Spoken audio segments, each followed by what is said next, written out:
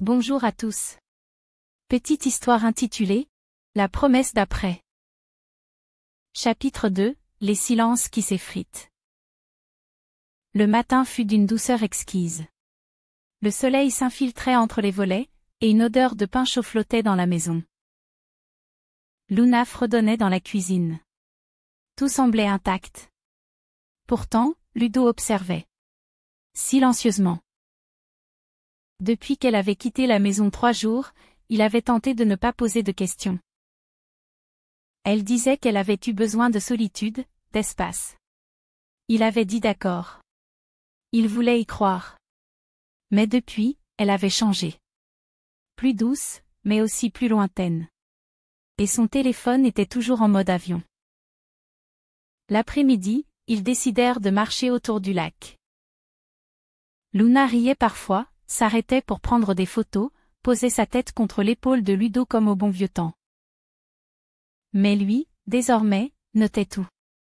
Le décalage entre ses gestes tendres et ses silences. Une réponse trop rapide, un regard qui fuit. Il se détestait de douter. Mais le doute était là. « Tu m'as manqué », dit-il, en s'arrêtant près de la vieille barque. Elle sourit, baissa les yeux. « Toi aussi. » Mais sa voix tremble à peine. Juste assez pour que Ludo le remarque. Le soir venu, ils ouvrirent une vieille boîte trouvée dans la remise, des lettres anciennes, jaunies par le temps. Aucune n'était adressée à eux. Pourtant, les mots, les doutes, les passions résonnaient. Une femme y parlait d'un amour sincère, mais d'un cœur égaré. Elle avouait avoir quitté l'homme qu'elle aimait pour s'égarer dans les bras d'un autre. J'ai voulu m'oublier, mais j'ai trahi ce que j'aimais le plus, disait une lettre. Luna la referma vite. Trop vite. Ludo sentit une tension. Ça te touche, demanda-t-il. Non, c'est juste triste. Elle regardait ailleurs. Quand la nuit tomba, Ludo resta éveillé longtemps.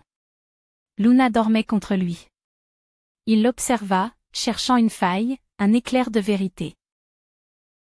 Dans sa main, il tenait l'une des lettres. Celle où l'amante disait, le pire, ce n'est pas d'avoir menti. C'est d'avoir aimé ailleurs, même un instant. Et soudain, quelque chose dans le silence de Luna lui parut trop parfait. Trop fluide. Il ne savait plus s'il voulait entendre la vérité ou continuer d'espérer. Ce soir-là, il comprit juste une chose, quand le silence devient trop parfait, c'est peut-être qu'il cache ce qu'on n'ose plus dire.